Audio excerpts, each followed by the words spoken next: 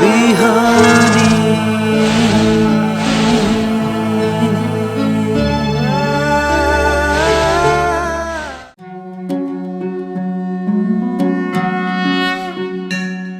ओम ब्रह्मानंदं परमसुखदं केवलं ज्ञानमूर्तिं द्वन्द्वातीतं गगनसदृशं तत्त्वमस्यादिलक्ष्यम् एकं नित्यं विमलमचलं सर्वधि साक्षिभूतं भावातीतं त्रिगुणरहितं सद्गुरुं तं नमामि। अखण्डमण्डलाकारं व्याप्तमेन चराचरं तत्पदं दर्शितं येन तस्मै श्रीगुरवे नमः। समादरणीय दर्शकवृन्द, इमेज च्यानलको शुभ बिहानी कार्यक्रम मार्फत हामी उपस्थित भइसकेका छौँ। हामीले प्रत्येक श्रृङ्खलामा निरन्तर रूपमा श्रीमद् भगवद गीताको चर्चा परिचर्चा गर्दै आएका छौँ। गीताको चतुर्थ अध्यायमा जहाँ कर्मयोगको वर्णन गर्दै तत्पश्चात कर्मका विभिन्न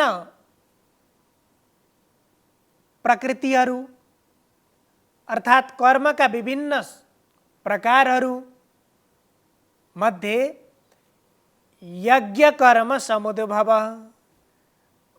भनेर भगवान श्रीकृष्णले प्रत्येक मनुष्यलाई यज्ञ कर्ममा लाग्नको लागि अर्थात् तिमीले यो शरीर प्राप्त गरेको, यो जीवन प्राप्त गरेको कर्मकै निमित्त हो र यो कर्म शरीरलाई यदि कर्ममा प्रवृत्त बनाइएन भने त्यति बेला यो जीवन निरर्थक बन्छ। त्यसकारण कर्म गर्नको लागि प्राप्त भएको शरीरलाई हामीले कर्ममा नै लगाउनुपर्छ र ती कर्महरूमध्ये कस्ता कर्ममा हामीले हाम्रो जीवनलाई, हाम्रो शरीरलाई लगाउनुपर्छ, प्रेरित गर्नुपर्दछ। अब यहाँ त्यसरी सत्कर्ममा यदि हामी प्रवृत्त हुन्छौँ भने त्यो हामीले गरेका प्रत्येक ती कर्महरू कर्म मात्रै होइन, हाम्रा ती प्रत्येक कर्महरू कर्मयोग बन्दछन्। यहाँ यो श्रीमद् भगवद गीतामा हामीले अगाडिका सन्दर्भहरूमा चर्चा गर्यौं कि यहाँ कर्म, ज्ञान र भक्ति यी तीनवटा चीज वास्तवमा जीवनका मार्ग हुन्, जीवनका बाटो हुन् र यसले मनुष्यले कुनै पनि कर्म गरेर त्यो कर्मको लक्ष्य प्राप्त गर्नको लागि यी कुनै पनि मार्गलाई अवलम्बन गर्नुपर्छ र त्यसरी जाने सन्दर्भमा हामीले अहिले श्रीमद् भगवद गीताको चर्चा गरेका छौँ। तर जति शास्त्रहरू छन् ती प्रत्येक शास्त्रमा मनुष्यका लागि विभिन्न कर्महरू र ती कर्म गर्नका लागि विभिन्न मार्गहरू बताइएको छ र ती धेरै मार्गहरूको चर्चा गर्नुको अर्थ हुन्छ कि सबै मनुष्य एउटै मार्गबाट जाँदैनन्, सबैले एउटै मार्गको अनुसरण गर्दैनन् र ती विभिन्न मार्गबाट आफ्नो जीवनलाई अगाडि बढाउँदाखेरि पनि जीवनको लक्ष्य प्राप्त गर्न सकिन्छ। र यही सन्दर्भलाई वेदान्तीहरूले वेदान्त शास्त्रमा उपेय प्रतिपत्त्यर्था उपाय अव्यवस्थिता, ती उपायहरू ती मार्गहरू गन्तव्यमा पुग्नको लागि अव्यवस्थिता अनन्ता भवन्ति, त्यहाँ धेरै मार्गहरू हुन सक्छन् भनेर बताइयो। त्यसकारण यहाँ पनि ती विभिन्न मार्गहरूमध्ये ती प्रत्येक मार्गहरूलाई अर्थात् ती प्रत्येक मार्गबाट अगाडि बढ्दा त्यसलाई योग बनाएर कर्मलाई योग बनाउने अनि त्यो कर्म गर्ने कर्ता योगी बन्ने, यो बाटो वास्तवमा अत्यन्तै सजिलो के को निम्ति त भने जीवनको लक्ष्य प्राप्तिको निम्ति सजिलो। अब कर्मलाई जसरी हामीले अवलम्बन गर्छौं, जसरी त्यसलाई हामीले बुझ्ने गर्छौं, त्यसैको सापेक्षतामा मात्रै कर्म सजिलो र असजिलो अथवा अप्ठ्यारो हुने गर्छ। र यी शास्त्रका मार्ग पनि त्यही ज्ञानको सापेक्षतामा, बोधको सापेक्षतामा मात्र यी कर्मको, यी मार्गहरूको हामीले अर्थ बुझ्न सक्छौं। तिनको दृष्टिबाट हेर्दाखेरि मात्रै हामीले त्यसको आशयलाई बुझ्न सक्छौं। त्यसकारण यहाँ मनुष्य यदि कर्मयोगको मार्गबाट अगाडि बढ्ने मनुष्यले यज्ञ कर्मलाई अवलम्बन गर्नुपर्छ। र योभन्दा अगाडिका सन्दर्भमा पनि हामीले चर्चा गरेका छौं। यहाँ यज्ञ भनेको यो गीतामा यज्ञ कर्म समुद्भव अर्थात् तिमी यज्ञ कर्ममा उत्प्रेरित बन, यज्ञ कर्ममा लाग। यज्ञ भन्ने बित्तिकै हामीले सामान्यतया बुझ्ने, जहाँ अग्निकुण्ड बनाएर चरुआदि द्रव्यहरूद्वारा ब्राह्मणहरू राखेर त्यहाँ हवन गराउने क्रिया, त्यसरी गरिने हवनादि कर्मलाई यज्ञ कर्म भनेर हामीले सामान्यतया बुझ्ने गर्छौं। तर यहाँ त्यतिलाई मात्रै यज्ञ भनिएको छैन। यज्ञका विभिन्न प्रकारहरू ज्ञान यज्ञ, तपो यज्ञ, द्रव्य यज्ञ, स्वाध्याय यज्ञ, यी विभिन्न यज्ञका सन्दर्भहरू, यज्ञका प्रकारहरू यहाँ वर्णन गरिएको छ। र हामीले प्रत्येक दिन यहाँबाट इमेज च्यानल मार्फत हामीले यो श्रीमद् भगवत गीताको निरन्तर चर्चा गरिराखेका छौं। यो निरन्तरको यो चर्चा पनि, यो शास्त्रको विचार मन्थन पनि, यो पनि एउटा यज्ञ हो। र यसलाई ज्ञान यज्ञ भनेर भनिन्छ। त्यसकारण प्रत्येक मनुष्यले आफूले गर्ने कर्मलाई, म कुन कर्ममा लागिराखेको छु भन्ने कुरालाई यदि यज्ञसँग लगेर जोड्यो भने, आफ्ना प्रत्येक कर्मलाई यज्ञ कर्म बनाएर गर्न सकियो भने त्यो जीवनको लागि अत्यन्त हितकारक हुन्छ। यहाँ प्रत्येक मनुष्यलाई यो संसारमा आइसकेपछि कर्ममा लाग्नै पर्छ, कुनै न कुनै कर्म गर्नै पर्छ र प्रत्येक मनुष्य बुझेर होस् नबुझेर होस् एउटा एउटा कर्ममा प्रत्येक मनुष्य लागिराखेकै हुन्छन्। तर पनि कर्मबाट साफल्य किन प्राप्त हुँदैन भने यदि हामीले त्यो कर्मलाई, आफूले गरेको कर्मलाई यज्ञ कर्म बनाएर अगाडि बढ्न सक्यौं भने त्यही कर्म जीवनको लागि हितकारक हुन्छ। र यदि त्यो यज्ञ कर्मलाई, हाम्रा कर्मलाई शास्त्रीय बनाउन सकेनौं,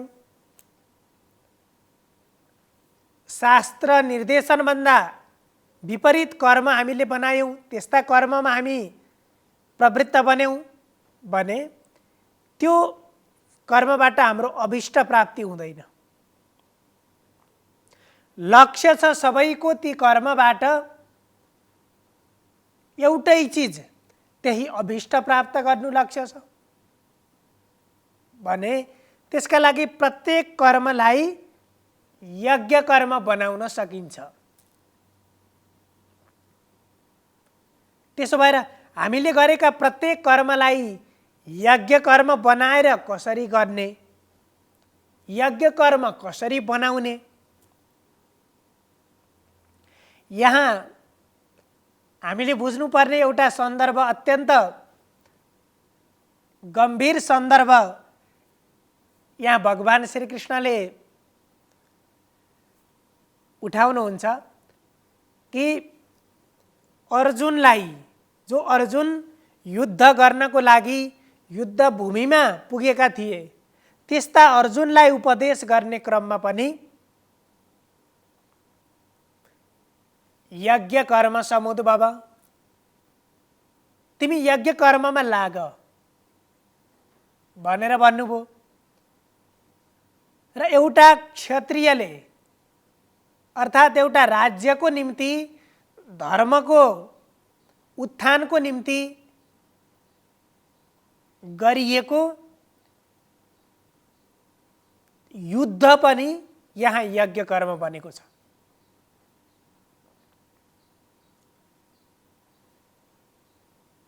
यदि त्यो कर्म गर्दाखेरि, अर्थात् कुनै पनि कर्म गर्दाखेरि आफ्नो एउटाको स्वार्थ नभएर धेरै मनुष्यको कल्याणलाई लक्ष्य बनाएर गरिने कर्म भनेको, त्यसरी गरिने युद्ध कर्म पनि कर्तव्य कर्म हो। र त्यस्तो कर्मलाई, त्यस्तो कर्ममा प्रेरित गर्नको लागि पनि यहाँ यो कर्मयोगको चर्चा अत्यन्त व्यापक रूपमा, अत्यन्त गहन रूपमा, धेरै महत्त्वका साथ यहाँ कर्मयोगलाई हेरिएको छ। त्यसकारण यहाँ भगवानले भन्नुभयो एवं बहुविधा यज्ञ, यहाँ धेरै किसिमका यज्ञहरू,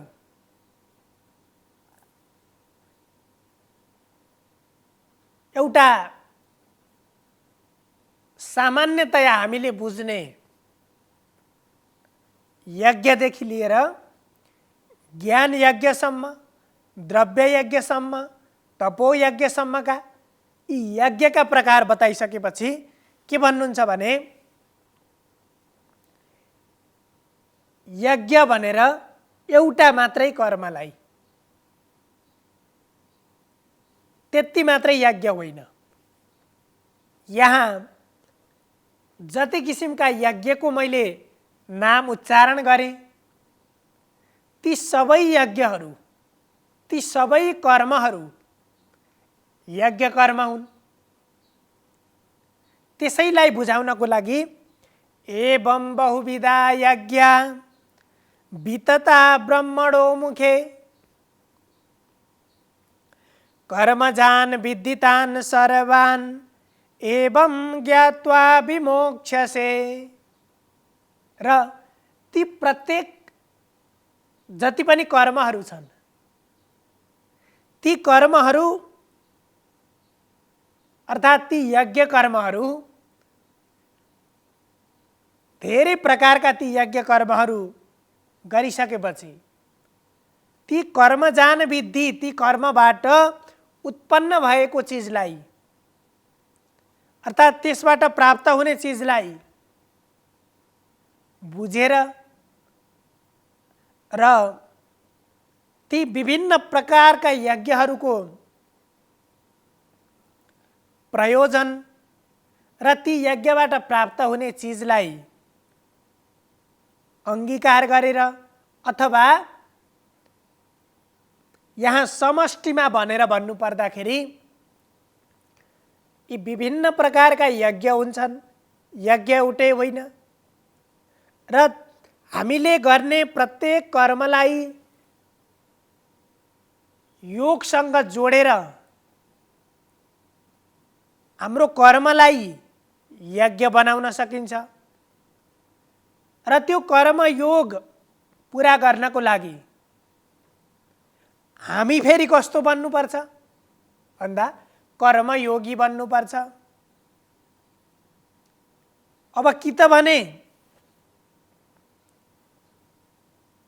भक्तिको मार्गलाई अंगीकार गर्ने, कि त भने कर्मको मार्गलाई अंगीकार गर्ने, कि त भने ज्ञानको मार्गलाई अंगीकार गर्ने।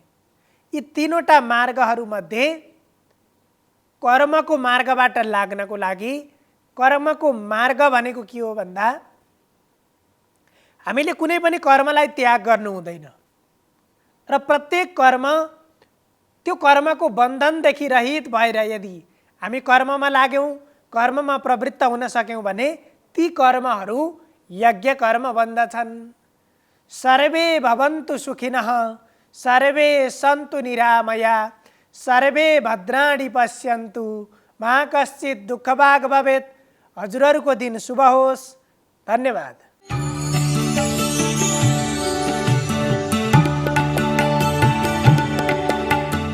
नमस्कार, तपाईको आजमा स्वागत छ। म ज्योतिष आचार्य नारायण प्रसाद भण्डारी सधैँ झैं दैनिक पञ्चाङ्ग र राशिफलको साथमा उपस्थित भइसकेको छु। सुरु गरौँ आजको पञ्चाङ्गबाट।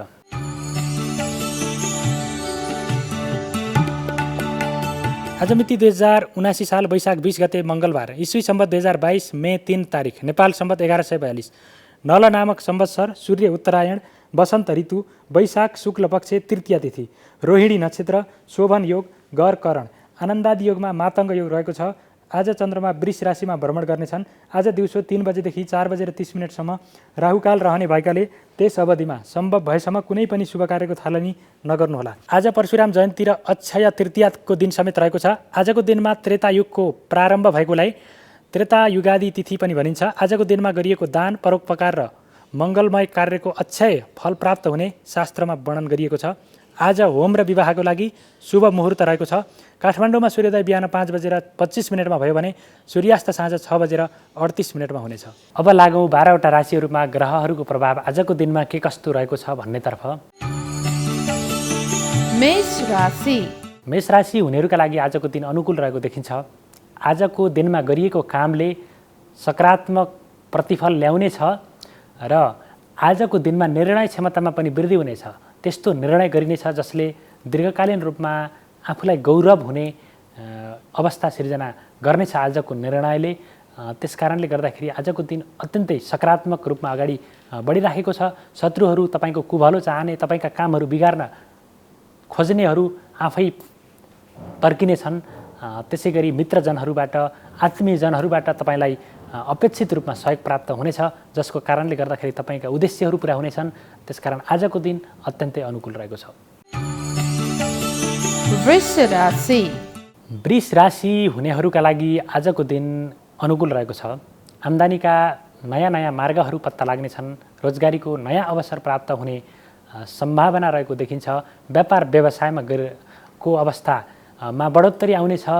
त्यसै गरी भाग्यबलको सकारात्मक प्रभाव छ। धार्मिक सामाजिक गतिविधि, मनोरञ्जनात्मक गतिविधिमा पनि संलग्न हुने अवसर जोड्नेछ भने आफ्नो मान सम्मान प्रशंसा पनि प्राप्त गर्न सकिने, कामको उचित मूल्याङ्कन हुने आजको दिन हो।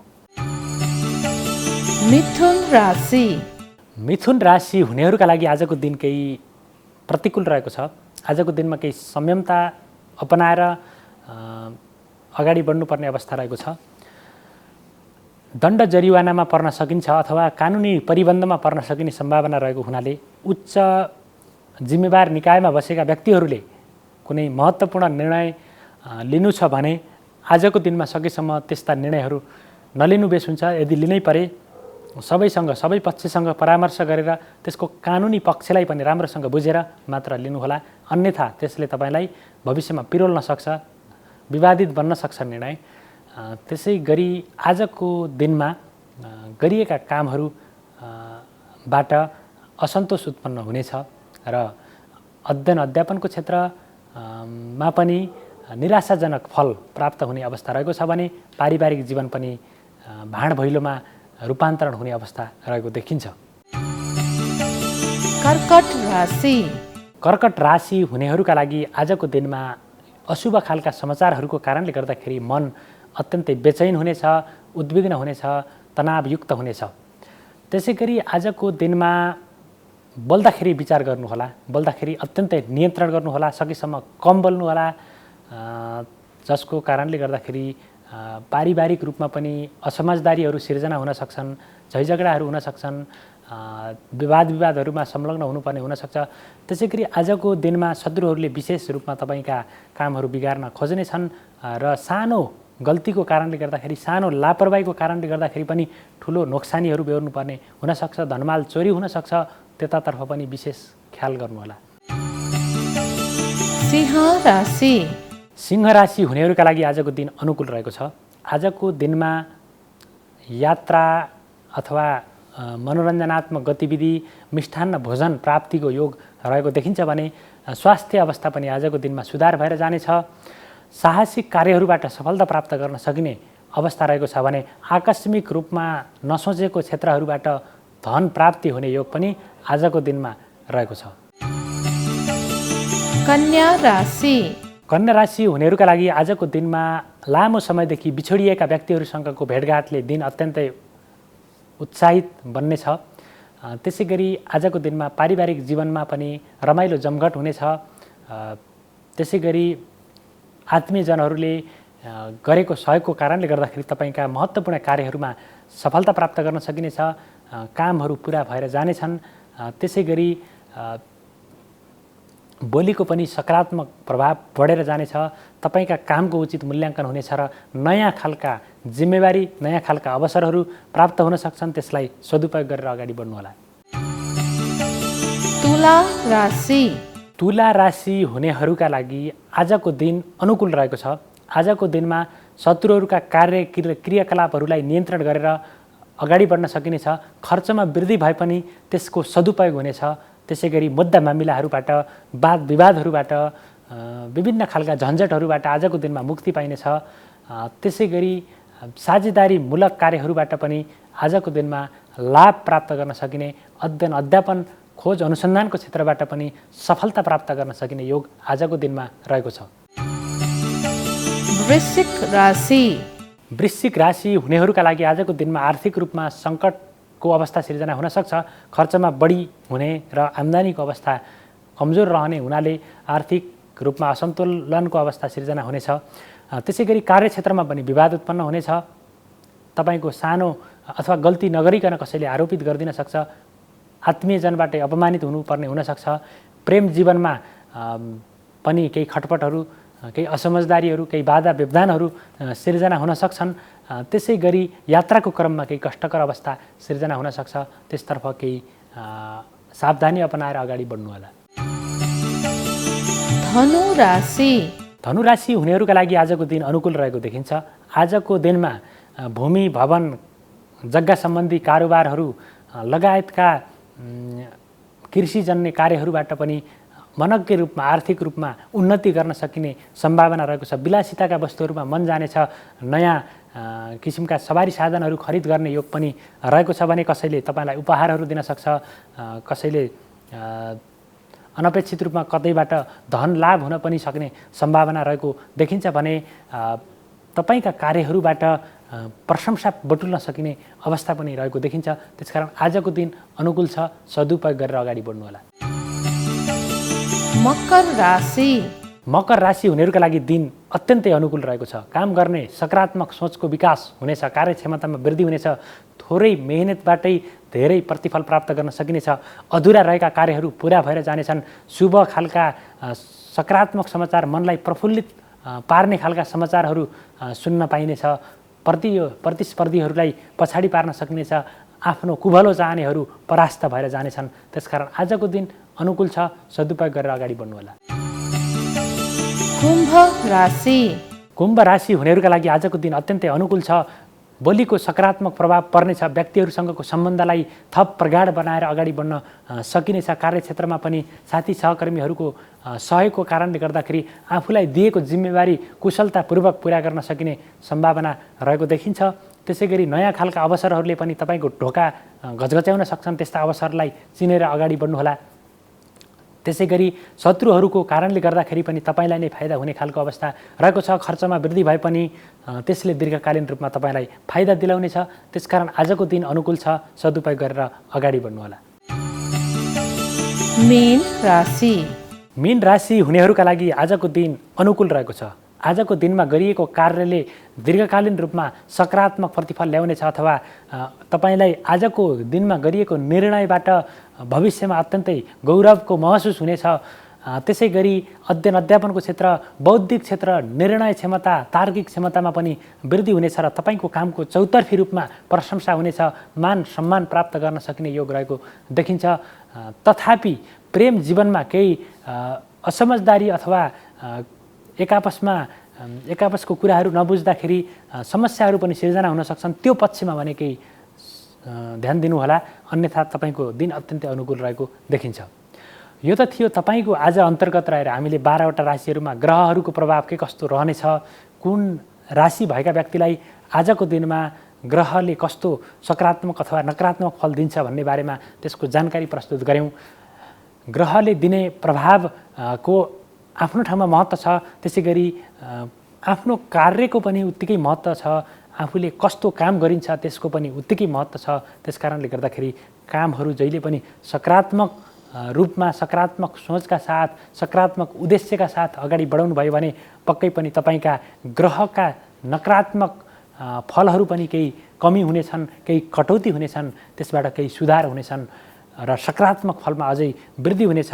त्यसको ऊर्जामा अझै बढोत्तरी आउनेछ। त्यसकारणले गर्दाखेरि जहिले पनि सकारात्मक कर्मतर्फ आफूलाई अभिमुख गराउनुहोस् र सकारात्मक कर्महरूतर्फ प्रेरित हुनुभयो भने पक्कै पनि सकारात्मक रूपमा त्यसको प्रभाव बढेर जानेछ। र यति भन्दै तपाईँहरूको सबैको दिन मङ्गलमय रहोस्। म पनि बिदा हुन्छु। नमस्कार।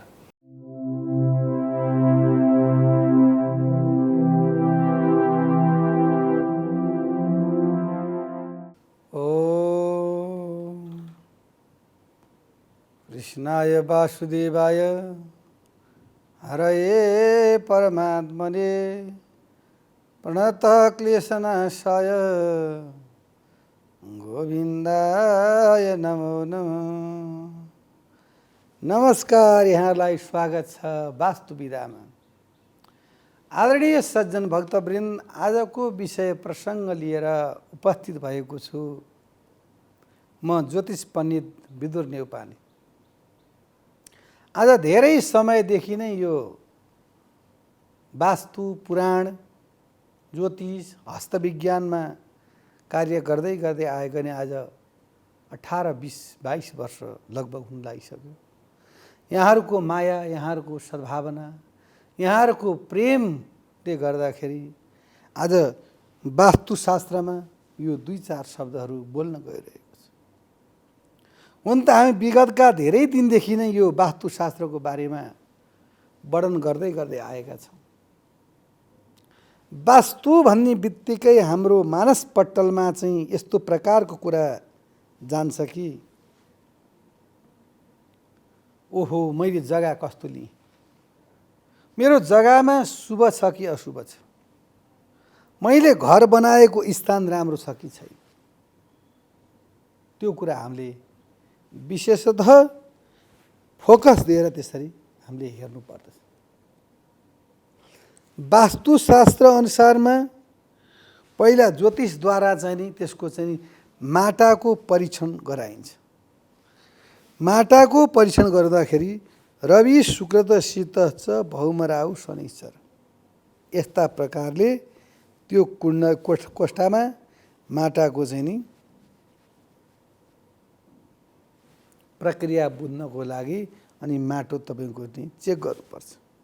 अब व्यक्ति जान्नुहुन्छ फेरि सूर्य भनेको यो हो, बृहस्पति भनेको यो हो, चन्द्र भनेको यो हो, राहु भनेको यो हो, केतु भएको यो हो भनेर यदि व्यक्ति समझदार हुनुहुन्छ र ज्योतिष शास्त्रको कोही अध्ययन छ भने यहाँले चाहिँ त्यही रवि शुक्र त शीत छ त्यो बढा नगरी बक्सिस यहाँले 0 0 0 कै 0 0 कै 0 0 0 बनाइदिनु बक्सिस के हो के कुन ग्रह के थाहा हुँदैन।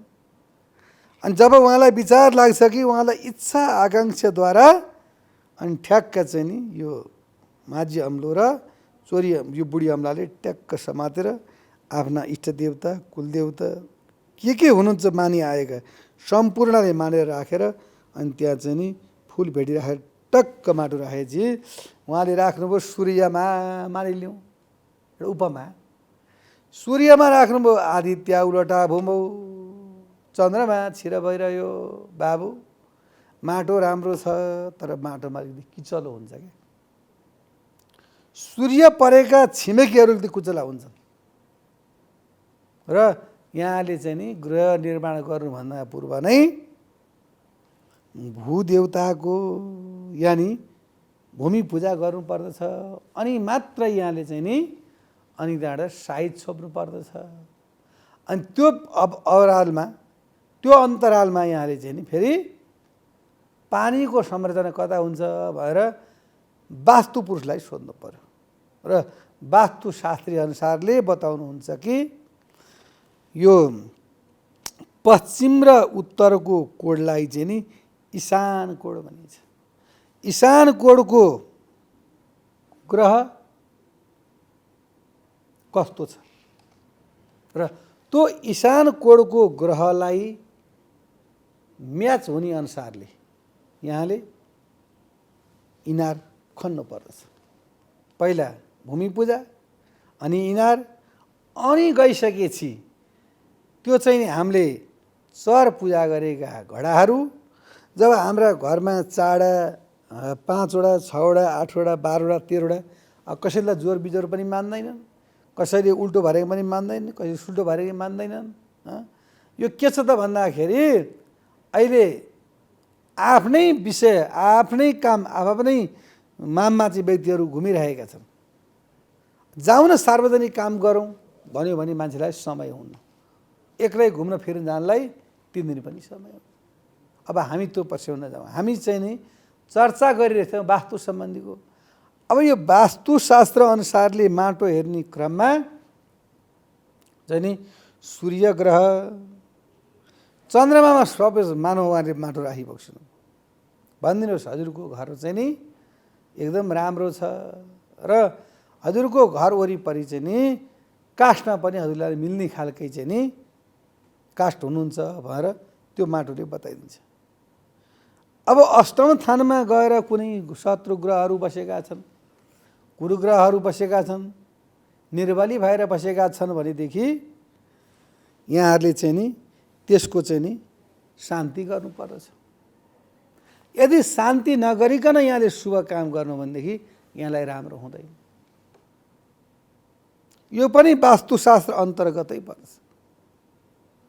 अब वास्तुशास्त्र अनुसार यहाँहरूलाई इच्छा लाग्ला कि यो घरमा कस्तो प्रकारको पेन्ट गर्ने, त्यो पनि एउटा जिज्ञासा हो नि त। यदि मेष राशिको जातकको नाउँमा जग्गा छ, घर छ भने आफ्नो राशिलाई चुज गर्नेवाला, आफ्नो कलरलाई नै मिल्नेवाला यहाँहरूले गर्नुपर्दछ। होइन मलाई यो वास्तुशास्त्रमा त्यति इन्ट्रेस्ट छैन भने त उहाँहरूलाई टाढैबाट नमन छ।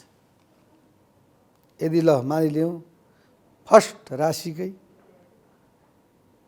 घर बन्यो, फिनिसिङ भइसक्यो भनेदेखि यहाँले चाहिँ नि घर मुलेर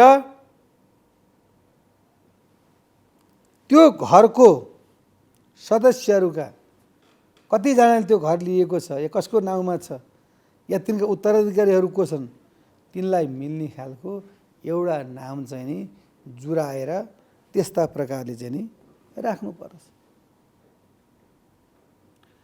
अब त्यो त नामको कुरा आयो, यहाँ हामी वर्णन गर्दैछौँ कलरका कुरा।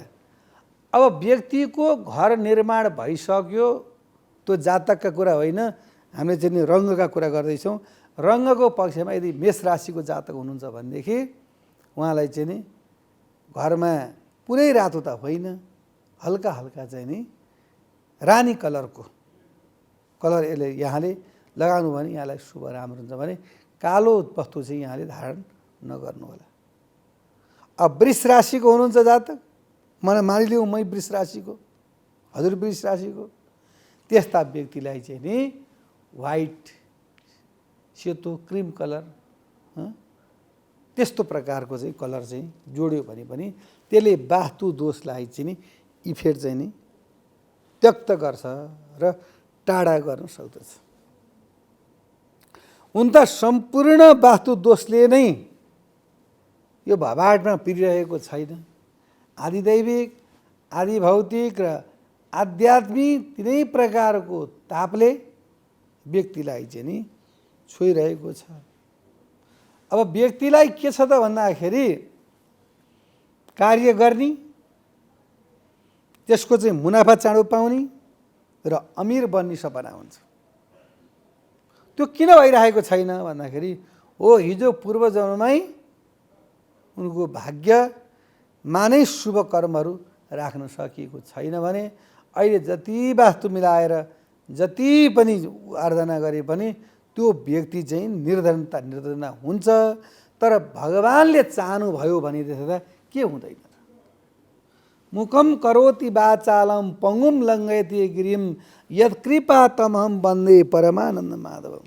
हेरिबक्स्यो त हुन्छ लाटो महाबाठो, हुन्छ लाटो महाबाठो लङ्गडो नाच पर्वत, तिम्रो आश मिले नाथ छैन केही असम्भव। प्रभु